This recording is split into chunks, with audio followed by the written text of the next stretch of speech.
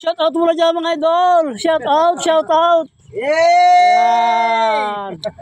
Tingnan nyo. Nadidiskaril din pala to. Isang dangkal na nga lang. Tingnan nyo. Isang tangkal lang lang. Dalawang dangkal pagitan. Lumuluwag din pala no. Ayan, igras niya ng grasahan niya. Mga ano, adjustan. Kita nyo naman. Ito yung piloto. Shout out, shout out. Hey! Good morning to all viewer! Ayan. Tignan nga natin na-discarrel si robot.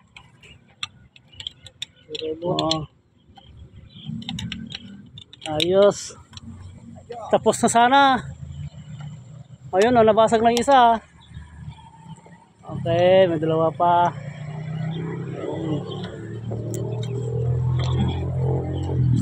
Ayun. Madali lang kabit yun, ano? Kasi maliit lang, hindi naman mabigat. Hindi gaya niyan. Hirap ito, okay lang. Kulang na rin pala ang trackpad niya. Kulang na. Bingot doon sa WB5. Doon? Oo. Mga bato. Nilagay ni Corpus na bloke, ganyan-ganyan, no? Ay, wala. Siyempre. Man lang nilatag na maayos. Ang liit-liit niya. Tuwad-tuwad siya. Tagit-tagilid. Ganyan-ganyan nga, oh. Yun. Tanggal siya, baklas. Yan ang Corpus ka nagmamadali. Corpus na nagmamadali. Ayun nagmamadali. Kaya mo may may pupuntahan. Oo. May atinad na Ninong. May binyagan. ikaw. Siya siguro. Ayun. Yan sa fittings. Tatakasin yung grasa. Patagasin muna para maka siya. Hindi may papasok siya pag hindi patagasin eh. I-press yan. Yan ang tamang proseso. Yan o. Isang idea naman mga idol. Yan, pagbag. Pares din yan sa backhoe. Bag na-discarrel. Yung kanyang idler, kailangan i-press papasok para lumuwag yung kadena. Pero kailangan tanggalin yung fittings para ano siya. Kung hindi mo tinanggal yon, hindi mo mayan mabipress. May lupa siya kaya hindi ano. Ayun. Yan na. Okay.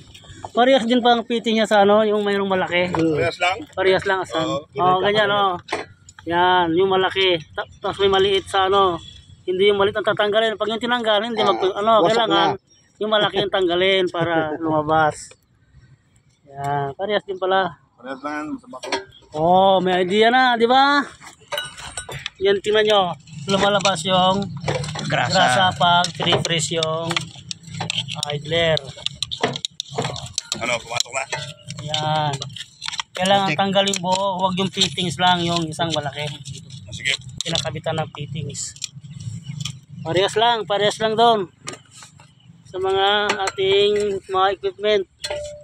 Walang pinagkaiba. Ayan, ipipress ngayon. Pagka-press, luluwag. Saan na yung kabit? Ayun Buti yan. Malagaan lang. Maliit lang, hindi gaya ng ayun. Kulang pata. Ay sa baba, Baba mo muna para malinisan natin loob. Subang natin Oo. Yan. Nakaipit sa basura. Ganyan lang yan. Sipay, mapilayan. Yan.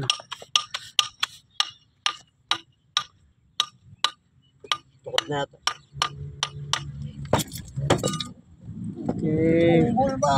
Punggol! Ayan. May Limpyo! nakasiksik na lupa. Ilinisin. Para may i-press.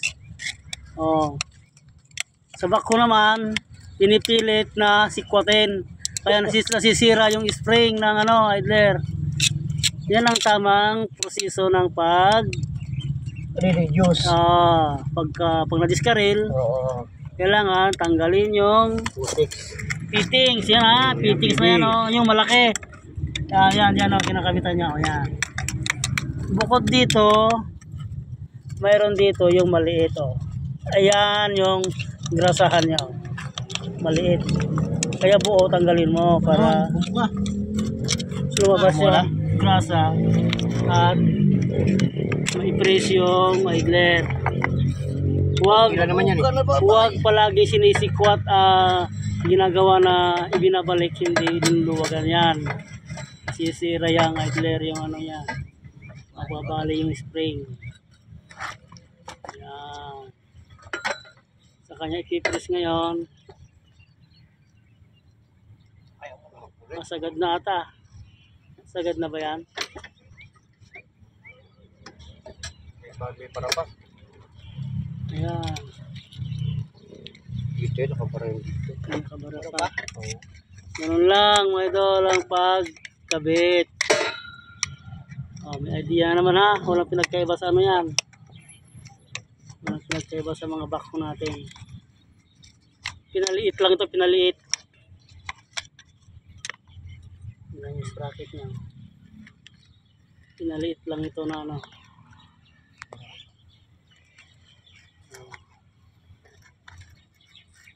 Kunin ko yung greasing. Basta yan, tanggalin yon. Fittings na yan. Yung kinakabitan ng fittings. Doon nakalagay. Saka i-press. Para lumuwag ang kadena. Yun, may idea na. Isang idea naman mga idol. God bless sa ating lahat.